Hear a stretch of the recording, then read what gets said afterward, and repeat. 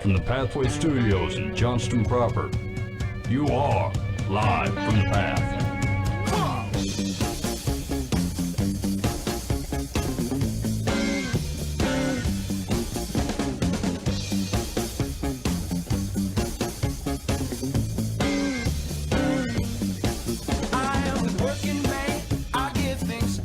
And you're listening to Live from the Path. We're coming from the Pathway Studios here in Johnston proper. I don't know who you are, but you know me, and you're blessed to do so. And we got a good show for you tonight. Opportunity to be a modern-day Eliphaz on the Facebook, and that stuff's got to end. Hey, here's the thing. I feel like you were just waiting. You were lying in wait to accuse me of being a modern-day Eliphaz. Yeah, I was reading the Job with the ladies tonight. And first of all, here's the deal. I'm trying to decide whether I'm doing the wrong thing, because I read to the little gals. They're like 9 and 6 out of the ESV. And the middle parts of Job are hard for a 9 and 6-year-old to understand. And so I start kind of trying to read it ahead and then message it to them, you know? Yeah. And some things I say are just, I mean, they're flat out blasphemy. They're just not right. You know what I'm saying? By the time I get them out of my mouth, I'm like, I shouldn't have said that. That's not what the scriptures say. Speaking of which, there was somebody that commented on, you remember we did that, we were talking about the ESV? Yeah. And their decision to stop editing the ESV, and then the re-decision to continue editing the ESV. And anyway, we had posted a clip about it, and someone commented, Mike, and did not appreciate a comment that you made about it. What did I say? Like, you had said something to the extent of, like, it was a bit of a mocking thing about annual editions of the Bible, right? Like, people are trying to jazz it up and sell more. Like, the 2016 edition has, I don't know, some sort of fancy type, and maybe Mary's a bit promiscuous. And I thought maybe that would get some poor reaction. Yeah, so this person was not very happy. I mean, they were pretty plain about it. They were like, that comment about Mary being promiscuous was not very funny. Well, I thought, well, I mean, okay. Here's the thing, though, is like that was obviously said in jest, right? Like right. That's not true of the mother of the Lord. But like the truth of the matter is like we take there is more than one section of a claim to be Christianity that will spin whatever they want to spin to make their particular idiom sound like this is the new thing. Or this is the thing I just discovered that is the newfangled deal about the Bible, right? Right. And the fancier you can make it and the more jangles you can put on it, the more attention that you get. And so like there was it was said in jest, but there's some legitimate truth behind some of the things that people spin to make the light shine particularly on their area. No, yeah, I get you. All right, so here's what we got going on the show tonight. Frankly, I don't think we're going to get to all of it, but the Jeff Arrandale Band is in studio. Hey, fellas. Woo! Hey, I don't know who chose with the woo, but that's the right way to do it. You got to up the ante in this joint. So they got some cool stuff going on. They're opening up for about a mile this week. Album is available on iTunes. Got a couple of songs for you. Lots of cool stuff going on in their world. So we'll talk to them and hear some tunes from them. Also, John Eisenlauer's in the studio. John, you got to snuggle up there, buddy. Yeah. Hello. All right. Hey, it's good to see John again. John is one of my favorite guys, and here's the deal: he was dressed for the weather today. Like I'd already given up on it. Yeah. So like I'd given up on the weather, right? I thought it's going to start going downhill. John's soaking it up for everything it's worth. I mean, he's shorts and he's ready to rock. So and Mike's got some questions for John on people. Yeah. John, here's the deal: John's with the Eisenlauer team, which is we've just known these fellas forever. They're solid dudes. We use them for all our real estate stuff. But like the thing that blows me away about all of them, like every time I meet a new Eisenlauer, they're the same. Like they have this thing with people. Like and even if it's not true, and this is actually one of my questions, but like it feels like they genuinely like people, right? Which is not true of say 95% of the world, and I don't understand. Yeah, I don't understand it. Okay. There's some things to talk about there. Okay, all right. So we'll catch up with John. Mike's got some Pope style advice. Mike, preview on your Pope style. Well, it's actually a combo of Eliphaz and Renaissance Festival. So, I mean, if you were planning to go into bed early, I'd chalk that up to not going to happen because we got some stuff to talk about. No, I think that's fair. I actually have some Pope style this week, and it has to do with Tim Tebow. Tim Tebow, the Teamanite. Yeah, he's not the Teamanite. I just threw that that's on there. That's not a thing. It's like a catchy slogan. Okay, anyway, that's what we got going on this week. Hey, lots of before we ruin the show, lots of cool stuff coming up in future weeks. Silverside's going to be here next week. Mike, we got a guest coming in on the 31st, and I got a line on a cool group of folks doing cool things for Haiti, and hopefully we're going to get to that in November. I'm pretty excited to talk to these folks. So lots of cool stuff coming up in in the coming weeks on Live from the Path. All right, Arrandale. So tell me about this. What took so long to get your album on the iTunes? Yeah. I mean, were you having trouble getting past the filter of your vulgarity or something? Right. Actually, it was there sooner. I think it was just a slowness for me to put it out there. So actually, it had been there since late May, early June, something like that. No kidding. I had this thing drafted. It's like, hey, I was in my Facebook the other day.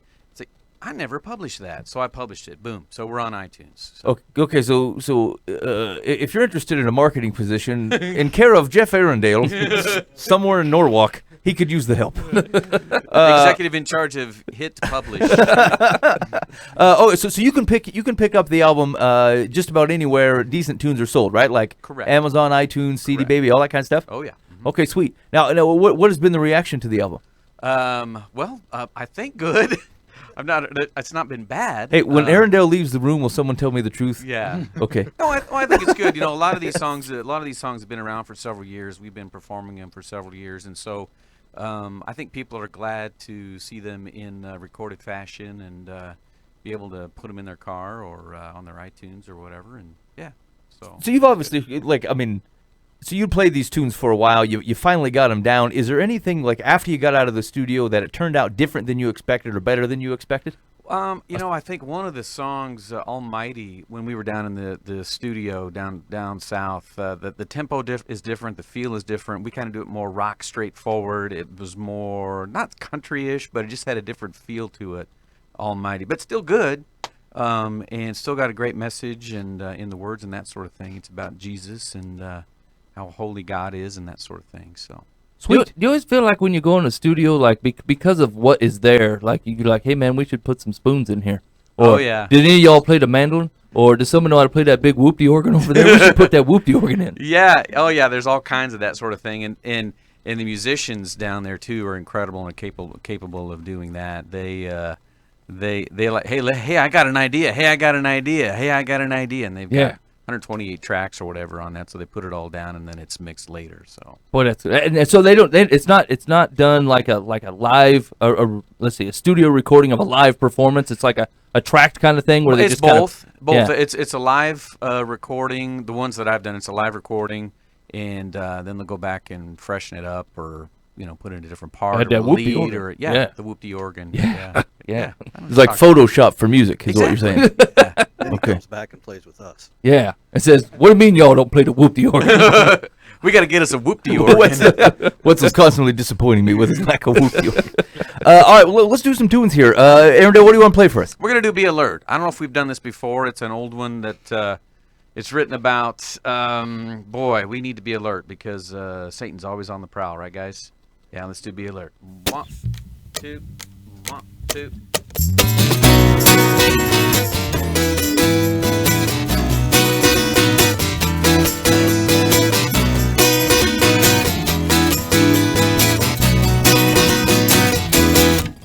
Be alert, stand firm in faith and be strong. Hide the word in your heart and be ready for what comes along. Feel the love from above coming down from his hand. Why question his wisdom? He's the one with the plan. You've got to fear God, show respect and love and so on. Let all that you be done in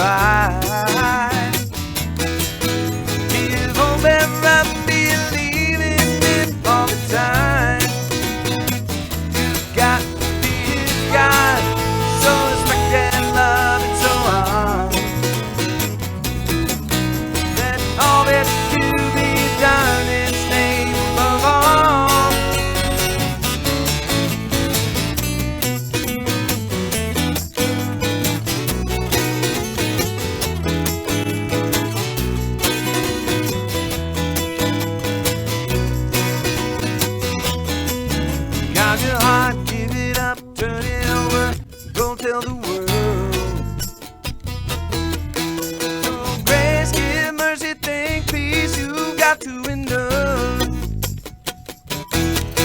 Discipline yourself for the purpose of God. Let him guide your walk in this life by step and the ride. You got to be his guide, so respect and love and so on. Let all that you do be done in his name above all. Yeah, yeah, yeah.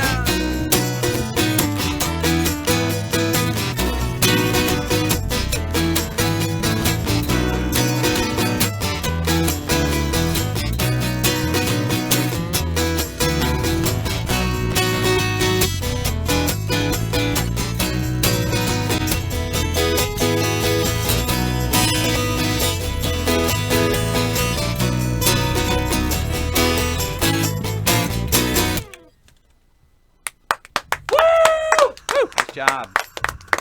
Thank you. The fellas. Nice Wow. job, fellas. Yeah, that one smokes. That one does smoke. So that one's on the album, definitely, yeah? No. No, what? Again, I do that, don't I? Every time you come in here. Again, PR man, I'm care of terrible. Jeff Yeah, Arrandale. Jeff Arrandale, yeah. Yeah, come and see Saturday. Yeah. Okay, yeah. So tell me about this. Tell me about this show coming up on Saturday. Yeah, it's part of Fellowship Community Church down in Norwalk. We've got a fall festival going on down there, and we were asked to open up for a band that National Touring Christian Artist Act out of Pennsylvania called About a Mile.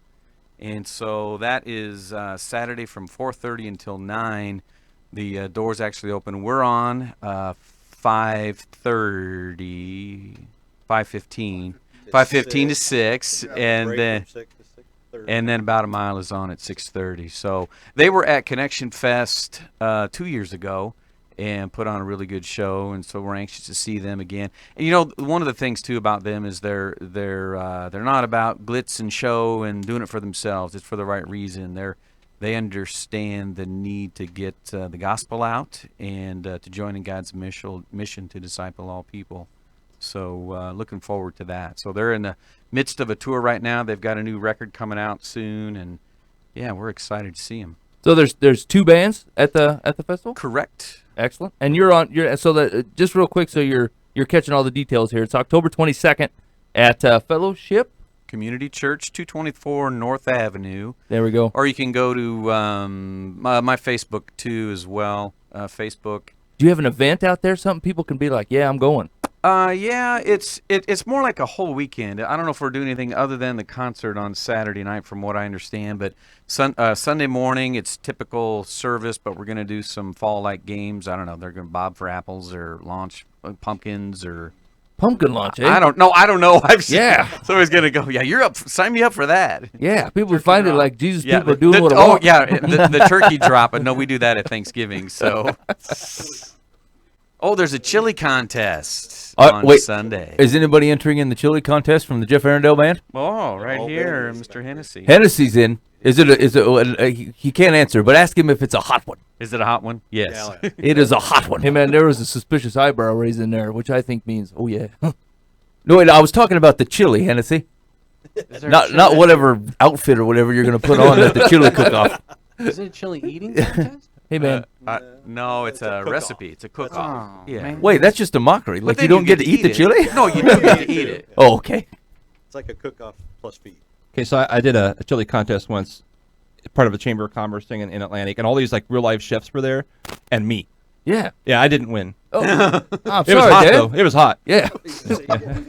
I felt good about it. I suppose if you know you're not going to take the best to show, you go in there with whatever you I was got, like, don't you know? remember me. Which one tastes like a heel? He said, "I'm just happy to be here," and meant it. Actually, here's the deal. That's a good shot though. Like if you're gonna be in a chili cook-off, you make it overly spicy because it's gonna knock out half the people who don't like spice, and they're not gonna know it was bad. And it ruins their taste buds for the real chefs. Yeah, yeah, that's the right way to do I it. had a strategy. Yeah. I still lost. Hey, so heads up if Dan comes into your festival, you might want to sit him off to the side. And get out the fire extinguisher or something. Who's registered under Dr. Hotsky Sabotage? I'm Dr. Sabotage. Show me to my booth. Hey, so in addition to that show coming up, opening for about a mile, sounds like you're pretty busy, fellas. What do you got coming up over the next month or so? Yeah, one of the things that's been cool is God's given us opportunity to go to churches in their Sunday morning services, and it's an opportunity to encourage, to minister, to see God work in their places of worship, maybe bring a little bit of different style of music than what they're used to. I can only imagine what it's like when people come to our church and it's Jeff again and Ben again and or whatever, or maybe it's a smaller church. We like going to those people as aren't well. very nice, so, Jeff. You know what I'm saying? yeah. Well, and we will be actually we're going to be down in Osceola on the 6th of November if you're in that area. We're going to Newton Grace Church over in Newton on the 13th. We'll be on the southeast side on the 20th of November, and still looking to fill some dates. Nudge, nudge. Say no more, all that kind of thing. So, Hey, I heard you guys were playing the Real Men Conference this year. yeah, we're doing that in March. Yeah, looking forward to that. That's so. that's pretty uptown. That's something that Dan's pretty heavily involved in too, and the fact that you guys are covering the worship for that night. Man, what was the exact date, Dan? You remember? It's in March something. March 20th or something? Yeah. I think so. Yeah. Anyway, if you get a chance to check that event out, there's a lot of very cool things going on for fellas there, and with these boys running the tunes, it'll definitely be a night worth checking out. So make sure you do that. Absolutely. Now, when you're doing a man event, fellas. Call it a man event. Yeah. So, I mean, you're some high-pitched fellas. Do you feel the need to lower it down a register, or are you just going to go out there with what you got? Well, we allow Ben to turn it up to 11. Yeah. You bring like the Oak Ridge Boys feel to it. Just the high parts of the Oak Ridge. Hey, that is the question, Badger. Do you have a beard? Do you have like a Oak Ridge Boys beard that you bring out in special occasions? It doesn't make him sing any lower. Gonna have a little talk with Jesus. No, never mind. The Oak Ridge / Gaitherathon. So I was slightly making fun of that, but like these fellas were warming up, and like the harmonies are fantastic. As a matter of fact, let's roll into that one. Yeah. We'd ro- like to do a little old-timey for you. Yeah, there you go. Let's let's do that. Why do you like this tune, Arrandale? You know, in Nashville, whenever I go, I have to stop at the Ryman, and I just love the history of the Ryman. I'm not a big country music fan, but just the history of that culture, and with the WSM and the Ryman Theater and the Grand Ole Opry. And actually, you were kind of an inspiration too to do some old hymns. And actually, we're doing a version of "Leaning on the Everlasting," kind of the David Crowder version. So that's what we want to do if we can. Feel free to join in On fourth high. Yep. Fourth high harmony. That's me. Let's do this, boys. All right. 1, 2, 1, 2.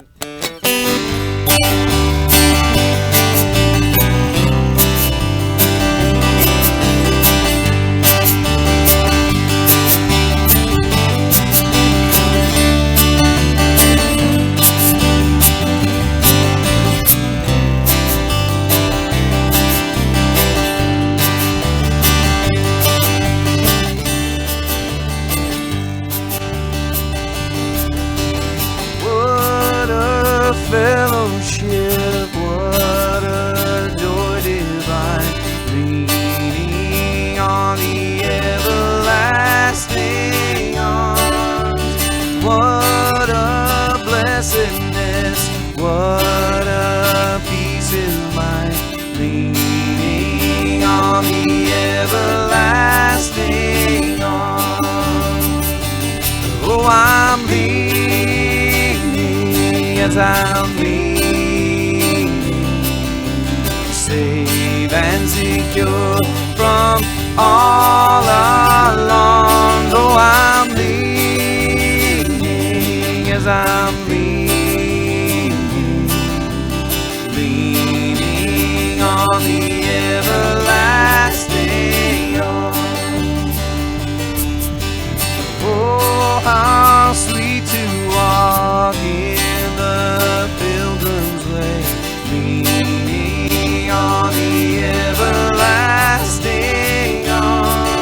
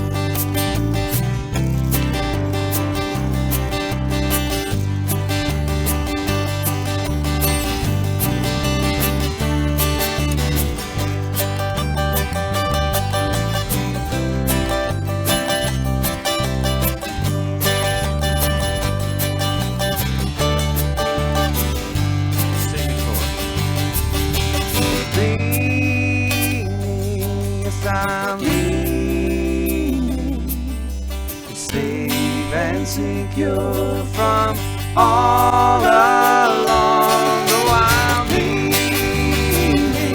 yes, I'll lean on the everlasting arm. Yes, I'll lean on the everlasting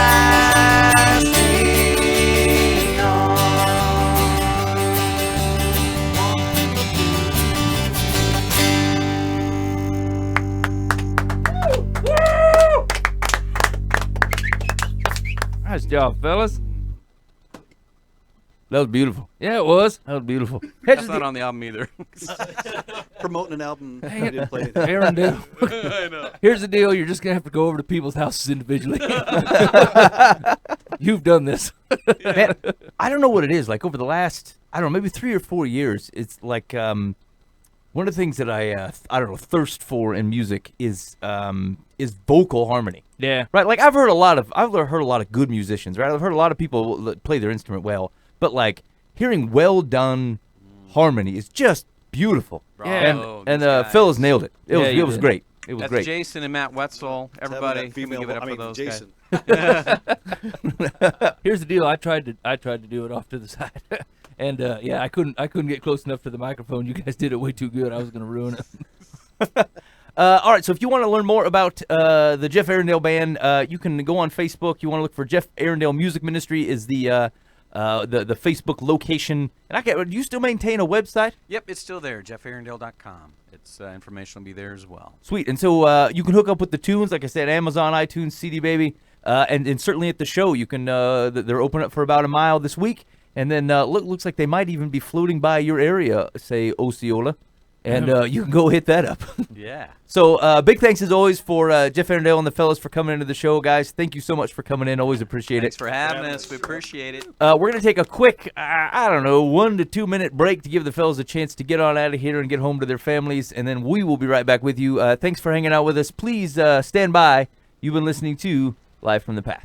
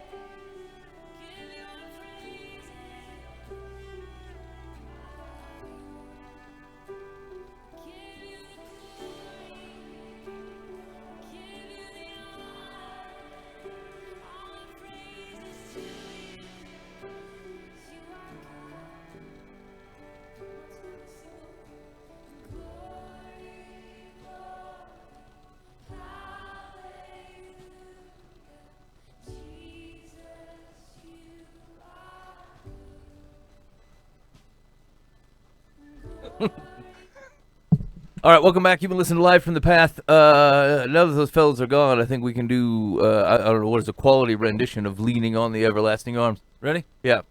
Hey, come on now. Safe and secure from Damn. alarms. Here we go. Wait. Hey, you guys were supposed to be the bass. I dropped out. Dan was doing funny stuff, and I dropped out. I couldn't keep myself in compose. This is why we invite people in. That's what I'm saying. It's a travesty. All right, you're listening to Live from the Path. Anyway, make sure you go check out what Jeff and the fellas are up to. Hook up with that Facebook stuff. That's the right way to do it. The information will be 3 or 4 months behind if Arrandale's running the controls there. But it's that's the most recent information you can get without standing outside his house. So do that. They will be promoting nothing that's actually for sale right now, too. Jeff Arrandale publishes the Book of Psalms. Now out and available hardback. And PR opportunity, care of Jeff Arrandale somewhere in Norwalk. All right, so John Eisenlauer is hanging out with us in the studio. Always good to hook back up with John. And Mike and I were talking this week about I don't know, like what do I know? If I could pick the brain of John Eisenlauer, Yeah. what kinds of things would I want to know? Mike, what did you come up with? So, like I said, we've had some interaction with the Eisenlauers before, and one thing that they do better than literally anyone else I've ever met, is they have a way to make you feel very important. You know what I'm saying? And like some of that's, I'd like to attribute it to just being their job, but I just feel like that's not entirely, that doesn't cover all of it, right? And so, John, as you do kind of what you do, I feel like you have to. Do you feel like you have to love people to do the job that you do? Real estate has to have a love for people and helping others.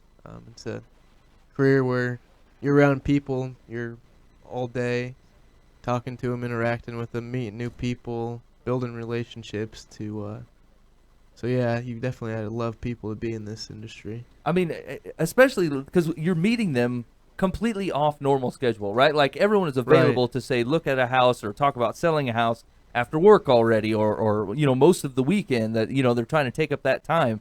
And like I feel like I'd have a really hard time not resenting that. You know what I'm saying? People call and be like, hey, it's Friday afternoon. Come over and talk about my house. I mean, come on, dude. It's Friday afternoon. I'm going to talk to you right now. No, yeah, and that's kind of what we expect is when other people are free is when we're usually called out to help them. So, whether it's looking at houses when they get off work at 5, 6, 7 o'clock or whether they want to list their house on the weekend in the morning, that's when we're free. Our schedules are freed up.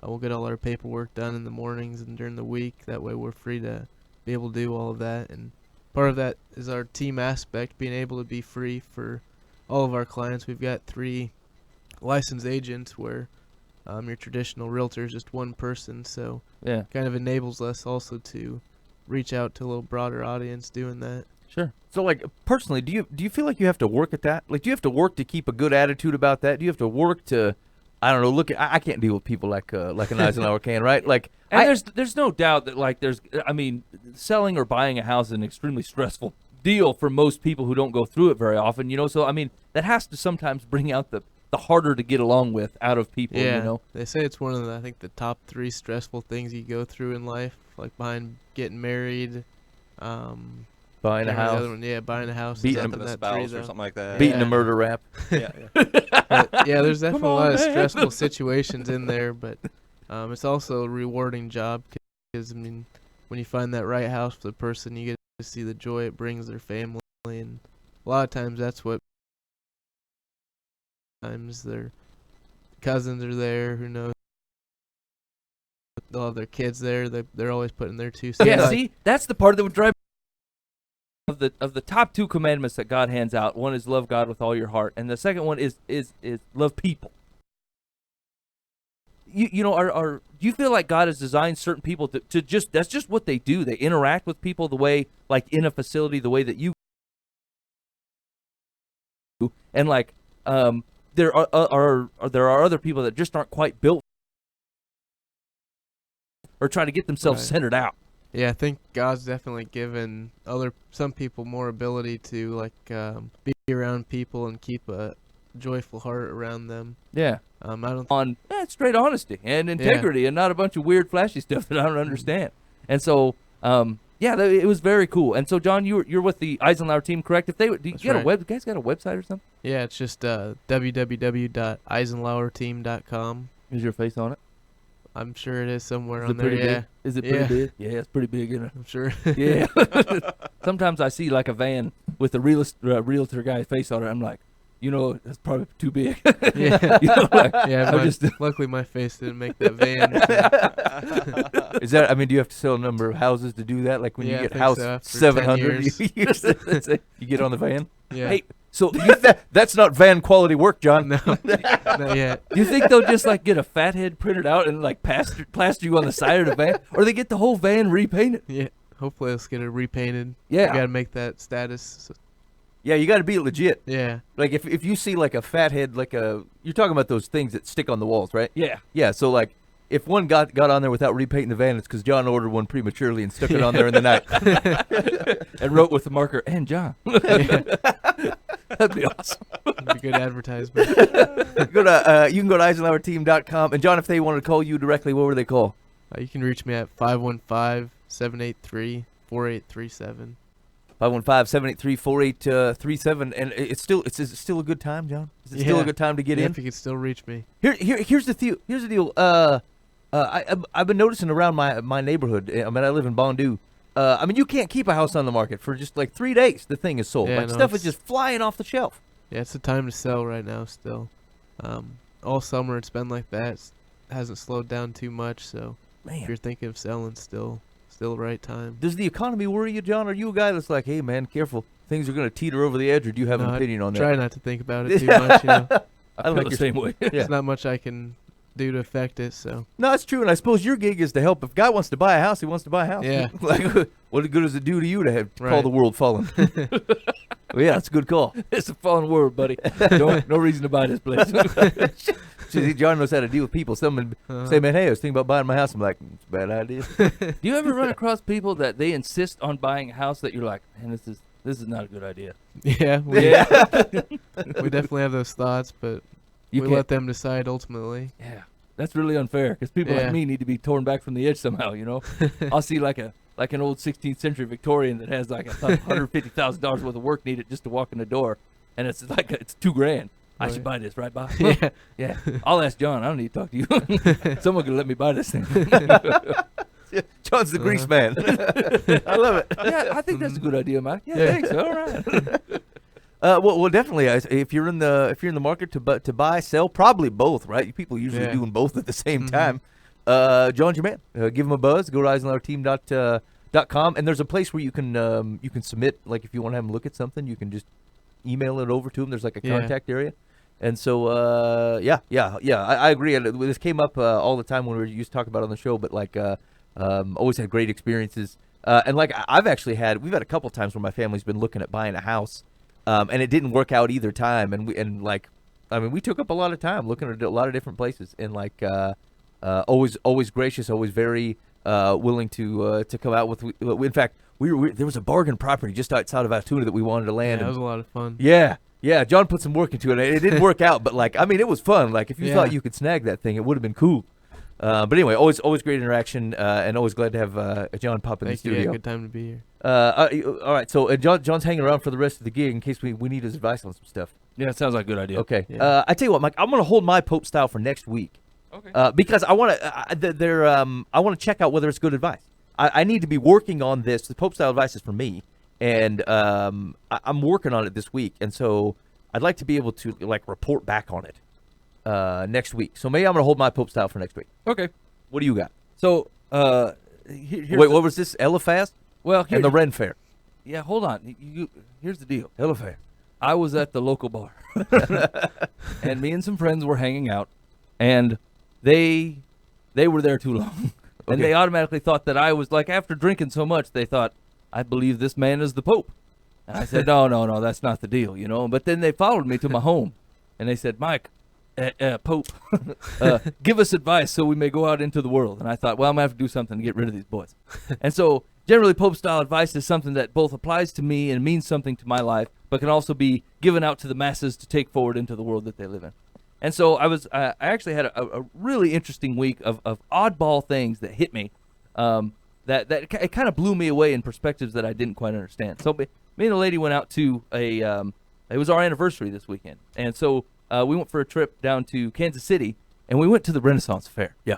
And I've always wanted to kind of go to the Renaissance Fair, but I've always thought, no, man, I can't go to the Renaissance Fair.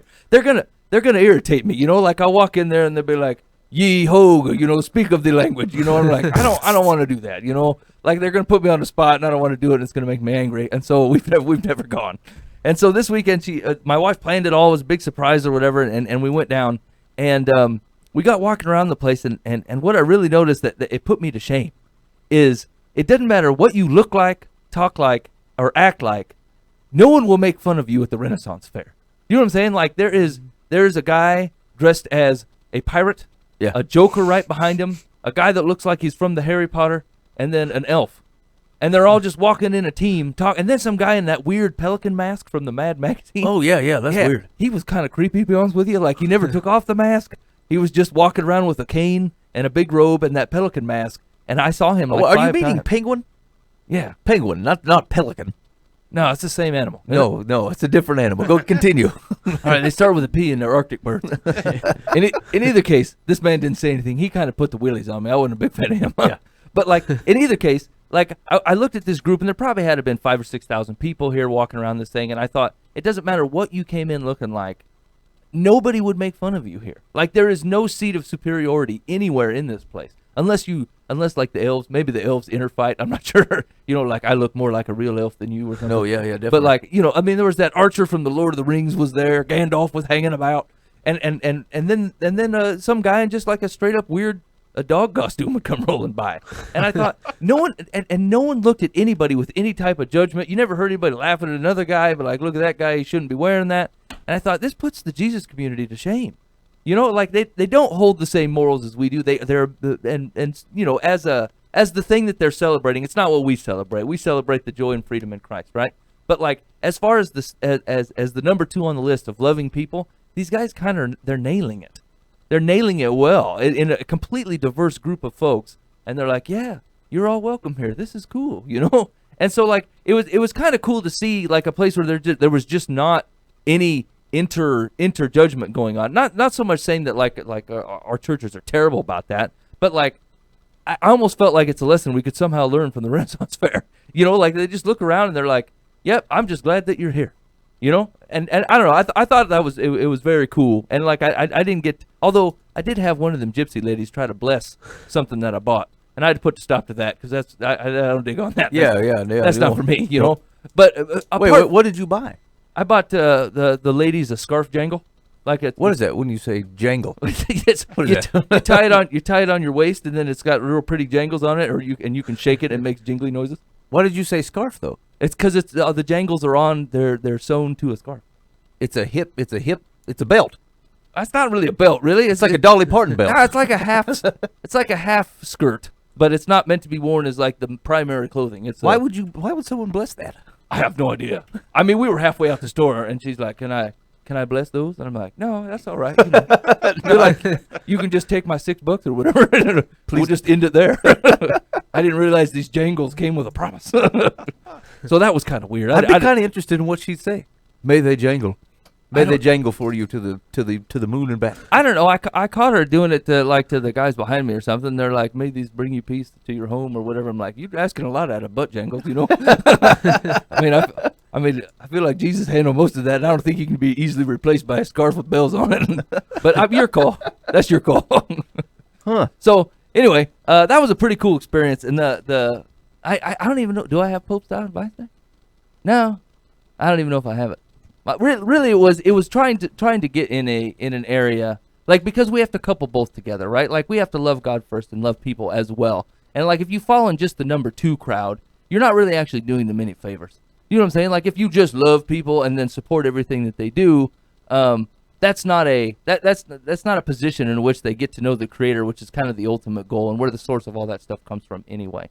But there is something to be said in walking into a diverse group of people, and there's not a seat of how can you say that, a hierarchy just in the room. Just instantly there's hierarchy, and there is that in most, I would say in most places that I've been. There's just a seat, and I've been part of it, right? Like, who's that guy? He doesn't belong here. I'm obviously belong here. He doesn't belong here. I'll go talk to him and act like we're good buddies or whatever. It's nice to meet you. But really, I don't think that. I think, what are you doing here? I don't know you. And so, like, and that the Renaissance Fair had no part of that. No part of that. Like, it didn't have that vibe to it at all. No, I had a Columbia sweatshirt on, and that's pretty uptown for say the Renaissance Fair. Everybody else is dressed up. You're wearing like white prep gear. Yeah, exactly, right? Yeah. Like I look like I'm from a suburbia, and no one said anything. Everyone just, I got in a couple conversations with a couple wizards, and they didn't say, "Hey, is this your first time at the Renaissance Fair?" They're just like, "Hey, did you see the apple throwing guy or something?" And so like it's like it would never even come up. All the things all the preconceived notions I would bring with me, they've already shed at the door years ago. And so I thought that was pretty cool. I heard a story about the Amish, or a Mennonite community or somewhere up in Canada. and they were doing a barn raising, and like some guy was interested in it. He had heard about it, and he was interested in it. So he takes his family and they drive over to wherever these Mennonites are, and he walks up and he says says hello, and obviously he's not a Mennonite. He doesn't look at all like these dudes. They're they don't have work clothes on or anything. So he looks one of the Mennonite guys looks over and goes, "Hi, go ahead and jump on in," and he does. And the guy turns into a Mennonite. He's been a Mennonite for the last 25 years because he looks at this dude and he's obviously not one of them, but the Mennonite doesn't care. He's just like, come and jump on in and join us. And ultimately the guy hangs out and gets to know him, becomes part of their kind of belief structure, right? And so I wish I don't know what I've cultivated in my life or what has happened that immediately causes me to start making distinctions. Right? Like, and maybe the Mennonite guy's running through his head. Like, it's not like he's like, hey, that could be my cousin George. Like, it's obviously not. Right. That guy's not from there. But is your reaction to say, I'm not making distinctions about why you're here or who you are. You're here, I'm here. That's where our equivalence is. Same thing at the throne of Christ, right? And so, like, some of the distinctions we make are not for kingdom purposes. They're not even for expedient purposes. And sometimes they're for ways in which we want to try to be clever about how we talk to somebody or introduce ourselves. The relational things that you do in business, I'm not sure they always apply in kingdom work, where we have to do that type of thing. Like, people are there, and a lot of times they're just looking for people with open arms, right? And sometimes we got our arms folded while we think it through, and then we come up with the 2 or 3 things that we think are the right distinctions, and then we open arms. And so, like, I think that is something we can learn. And here's the thing, that you might be able to try to fix that on your own or force people to do it, but like, you can feel that vibe. Like, you can your behavior, regardless of how well you think you mask it, the vibe of your church or your group of people or whatever will otherwise betray that. And it's cool that you could walk into the Ren Fair and there's like there's a wide array of folk at that thing, and like, you're not getting that vibe. Like, I think you'd feel it if it were going on. Some churches have that well. Some people it's tough. Yeah, and here's the thing. The reason this is Pope-style advice that applies to me is because I really struggle with this. You know what I'm saying? Like, there's parts of my personality that, like, I pray that would just go away. It's terrible. These are terrible portions of me. You know what I'm saying? Where I look at people and, like, I feel like I know them and I've looked at them for like 10 seconds.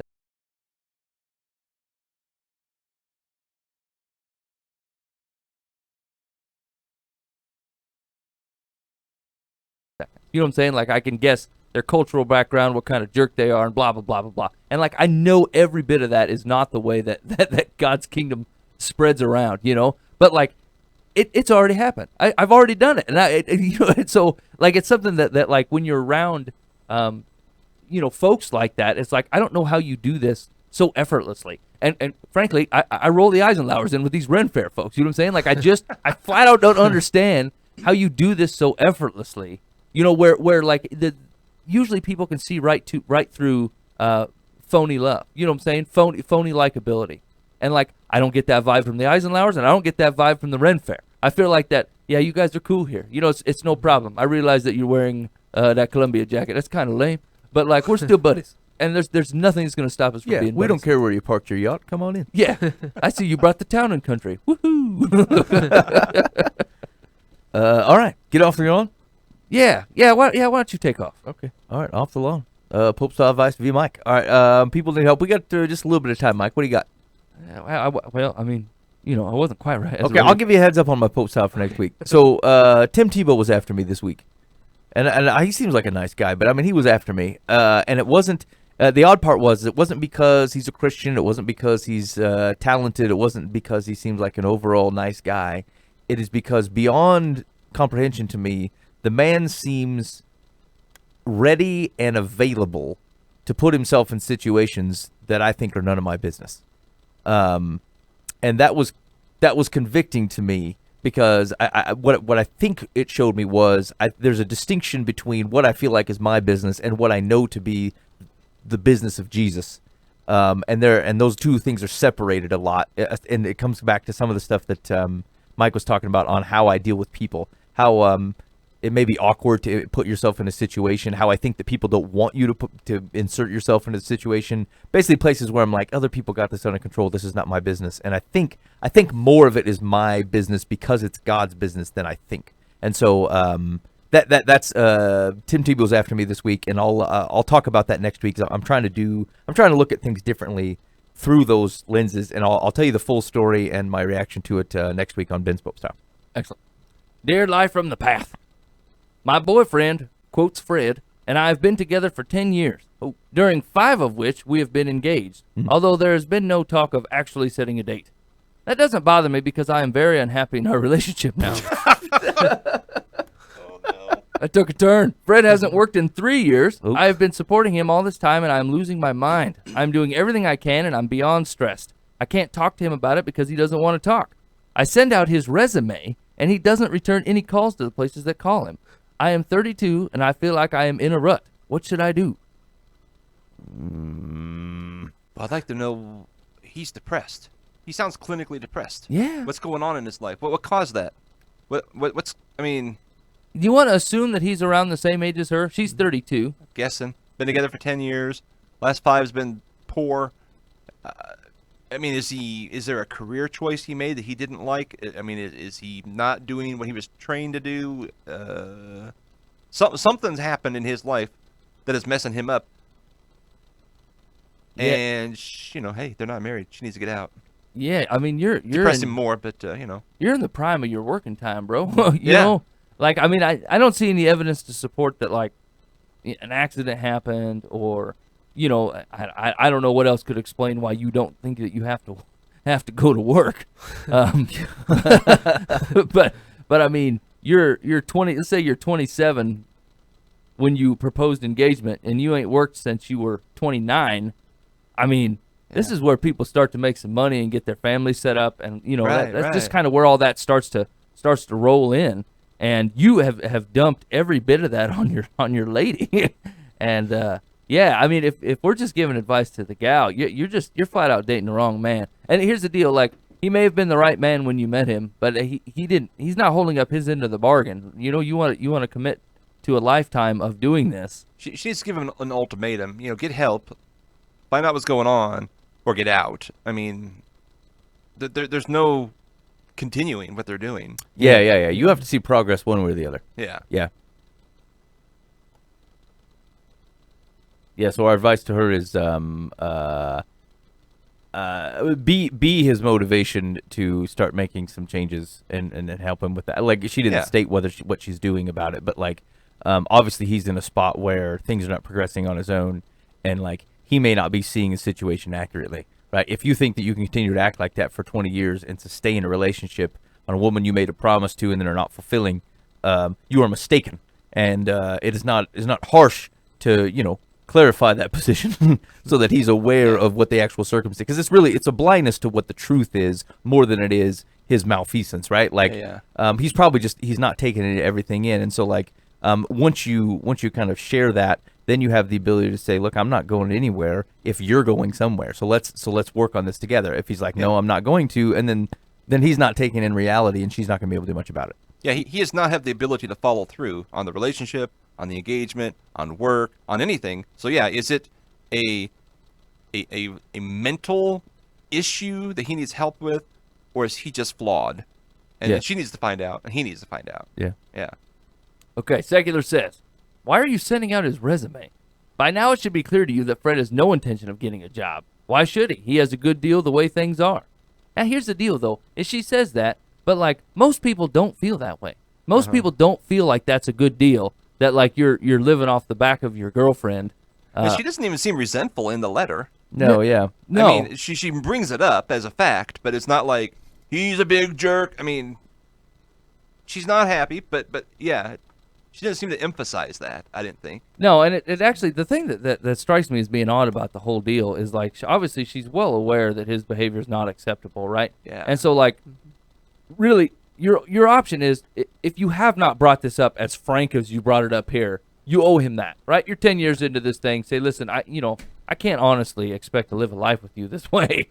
Yeah. They're both too comfortable. Yeah. In the situation and in their relationship. and something has to stir up. That's right. Something's gonna have to move. And so like I wouldn't just walk in tomorrow and say that's it, we're done. But just say, look, something's got to move. And so if you got something to say here, I'd say it because I'm about done. And so I think that's completely fair. Let's see. Oh, dear life from the path. I'm 10 years old and in 5th grade. Oh. I was in science class when my friend cheated off of me. I could confront her, but if I do, I risk losing her as a friend. She has done some rude things to me in the past, and I don't know what to do. Confused in class. John, this is all you, buddy.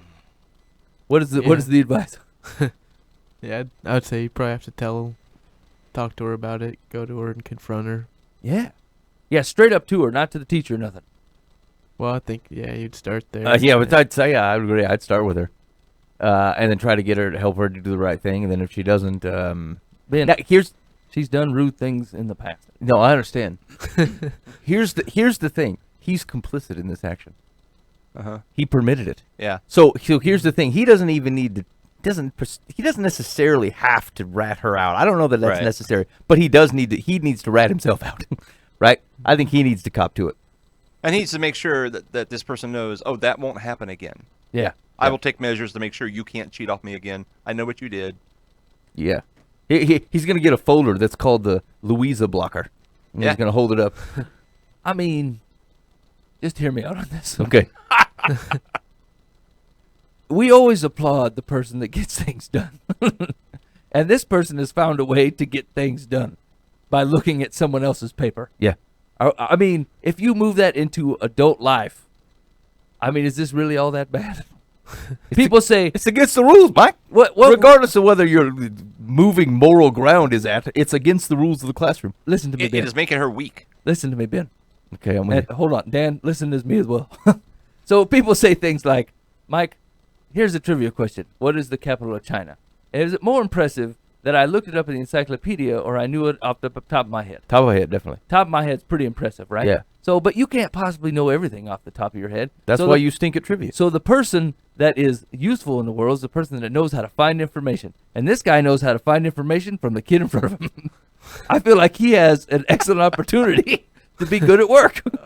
Is that not the case? When people call in and say, I have a problem with my account, can you look it up? You don't pop it off. Ceiling, though. You don't pop it up from your head. You let me look up your account. I have not memorized it. No, so clickety. Yeah, no, so I mean, generally speaking, like from a workplace perspective, I completely agree with that. Yeah. I'm more likely to, I would rather deal with someone who knows how to get information compared to someone who knows information off the top of your head. Because then I deal with like 10 finite individuals as opposed to one guy who just knows how to find stuff. That's what I'm saying. However, However, if the moral qualifications are you don't cheat and you cheat, that tells me something else about your personality. Yeah, That's a problem. All I'm saying is, like, if we said, hey, open book, use your skills, Google time, look out after whoever you wish, then fine. Then I'm impressed that you use your skills in that way. But like, that's like someone giving you a task and then you hired out a hired goon to like commit illegalness. Hey, the rent's due $800, and you hire a guy to rob a bank, and he shows back up, and you're like, what's it your business how I come across this $800? Didn't I find a way to get it? Didn't you get your money? What is the problem? Aren't I resourceful? You just proved my point. That man. Okay, I hear what you're saying. We're not okay. So the advice is, look, you're gonna have to have a conversation. What if they just said, hey, look, if for confronting me about this cheating, we are not friends. I say, I'm still friends with you. I hope you would reconsider being friends with me. Cheater. Exactly. Secular's advice is, real friends don't do rude things to each other. That's a lie. Yeah, that's a straight up lie. That's not true at all. I do that all the time. Now that you know your quotes friend will copy your work, make sure not to sit next to her when the tests are given. I mean, there's probably assigned seats. Yeah, I mean, get with the times. It's not a free Roman school, you know. Where are you going, Larry? I'm going to the library. Do as I please. I'm going to men's room. For no reason. Don't send Louise after me. Unless you do, your teacher may think that because your answers are the same, that you are the cheater, and that you'll be in real trouble. I would say he is. If you can't change seats because they are assigned, oh, here we go. You will have to be extra careful about keeping your test paper out of her line of sight. Don't look, Louisa. I'd say that the second time she tried to do it, after I've already talked to her about it, I'd say that out loud. Here's the deal. I did this. You cheated off people? No. There was I was young and impressionable. Okay. I was in 8th grade. I was a very good-looking lady that sat behind me, and she wanted to take a peek at my test, and I permitted it. Yeah. I did not confront her, and I felt very positive about the whole interaction. As a matter of fact, after the Bears, I thought, yep, that was definitely the way to go. Now, her interactions with me outside of that did not pick up in any way. We saw each other in the grocery store one time. I acknowledge that we saw each other in the grocery store one time. She lived in your cart. She did not. Yeah. What's on sale? Can I have that? I'm going to have that for myself. I see you shop. No, that was really awkward. And here's the deal. Here's the awkwardest part, right? Someone's going to try to cheat off you in the middle of a test, and like it's hard to rebut in quiet, right? Because it looks like you're in cahoots. Yeah. I want to look. I used to have to adjust my paper some here or there, put my hands strategically because people were trying to look off my stuff. I mean, do you think it's better just to start talking out loud like they're putting the cheats on me? I feel prying eyes upon answer 12. Yeah. Keep your papers to yourself, Bobby. You wish you could look. I got it right. Yeah. No, I still remember. I mean, people will hate you. You do that to them, you know.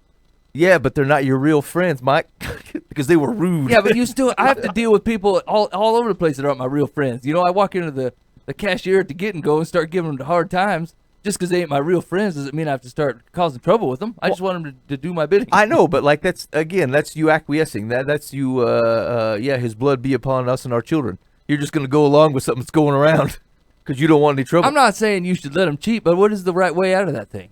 People, hey, can I look at your paper? No, man, I don't dig on that. Yeah, that's the right way to do it. pretty much, yeah. But I really need the answers to get into college. It's not my fault you dumb. Maybe your daddy rich. Here we go. Dear life from the past. That's the last one. We can't take any more quality. When I call my brother or sister, I expect my call to be private, just between the two of us. However, halfway through the call, other people in the household join a conversation, or I'll hear pots and pans rattling. I consider this to be very rude. I realize in this area of technology, a speakerphone is a convenience, but I feel the caller should be told up front that he or she is on speakerphone rather than realize during the call that others have been listening. Am I overly sensitive, or do you think the caller should be told they're on speaker and who will be listening in? I don't know how to say this sensitively, but you're kind of a diller. Like, everybody knows when you're on speakerphone. What? Because then you say it. Everyone's like, hey, am I on speakerphone? Like, you can tell when you're on speaker. Hey, you hear the pots? You be like, hey, am I on speakerphone? Because I don't appreciate it. I've had this happen to me before where I was talking to my boss, and we talked for like a minute, and then he goes, am I on the speakerphone? And he was very angry. I said, no, man, I just have a low-quality cell phone. I'm sorry. And he was really mad. He goes, take me off the speakerphone. I'm like, seriously, it's just, I'm on my regular phone.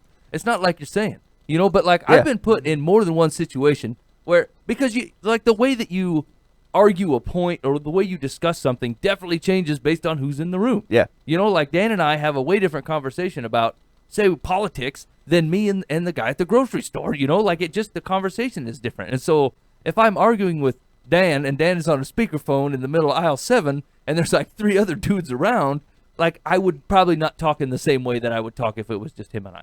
Yeah. So yeah. like I it's feel a like courtesy. You should tell people, hey, I'm putting you on speakerphone, if that's the case. Yeah. My wife, my uncle, my 2 neighbors, and the kids might come by just for a heads up, tone down on the vocabulary. Yeah, but I don't know. I've never been on speakerphone where I was not aware of it. Like, I can tell how people are speaking. Yeah, the quality goes down pretty dramatically. Yeah, they're not right in the microphone. Like, or they don't have their face up to their phone. And if they do when they're on speakerphone, they're deaf. Like, there's no reason for this. Although, hey, what you're saying is true, though. My wife will call me at work, and I work in a cubicled area, right? And, like, I mean, at any given day, my voice kind of cuts through. There's probably 30 people that can hear me talking on the phone. Yeah. And so there's just some conversations I don't want to have. Hey, have you been peeing in the sink? No, babe. I have not been peeing in the sink. Can we talk about this later? I'm ready to bring this up right now. No, I'm very sorry I left the kid in the car for 10 hours. Like, they're old enough to get out on their own. Don't anything. I mean, like, I'm just saying that there's just conversations that it's not like they necessarily reflect bad on me. I mean, it saves water to pee in the sink. I'm just saying, like, I just don't want to have them in front of the people. Like, they don't need to be up in my business. Yeah. And so even if I'm not on speakerphone, but I prefer to get up and I'll go stand in a conference room somewhere and have a conversation. You running that a lot, John? People trying to have awkward conversations, like a husband and a wife be fighting about the house in front of you, and you're like, well, I guess I'll go outside. Yeah, I've had that happen last month. I had kind of a whole family fight, and Yeah. they kind of split apart, and it was kind of awkward who to talk to. Well, That's true. It'll So look like is there you're an choosing offer? sides, right? Like if the two factions go to either end of the house, you're like, well, if I go over here, it looks like I agree with the bathroom's too small. yeah, Or I they're go over here. kind of debating between a bathroom, like one person will like it, the other person doesn't. Like, well, John, what do you think? They kind of just put me in the middle. Yeah. John's like, I poop anywhere. Yeah. Let's flush this puppy and see if it works. Hold on, give me a second. I'll tell you what I think. That'd be weird. The realtor wants to use your John to tell you what he thinks of it.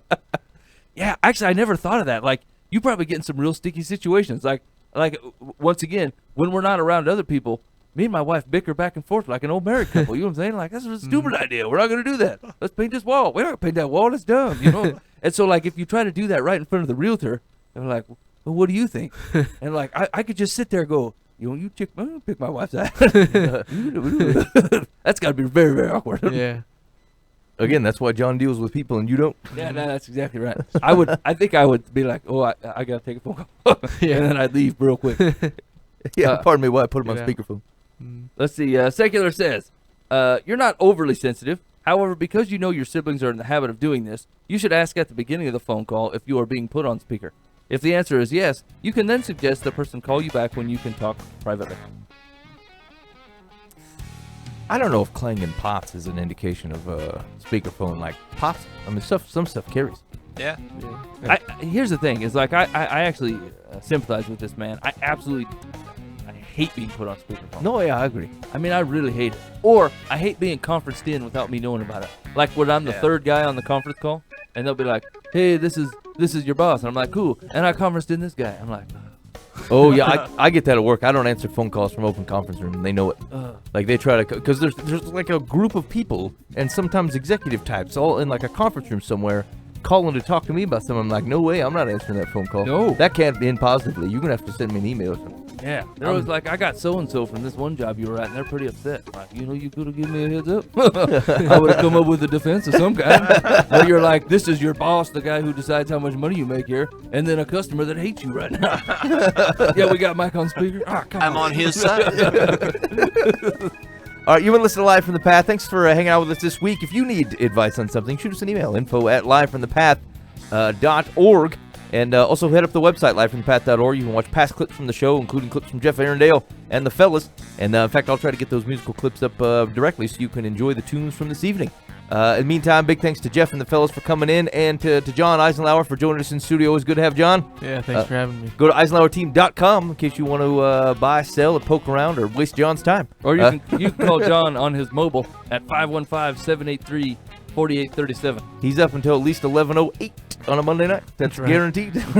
Anyway, thanks for listening to Live from the Path. In the meantime, be faithful in the means. God will take care of the ends. We'll see you next week.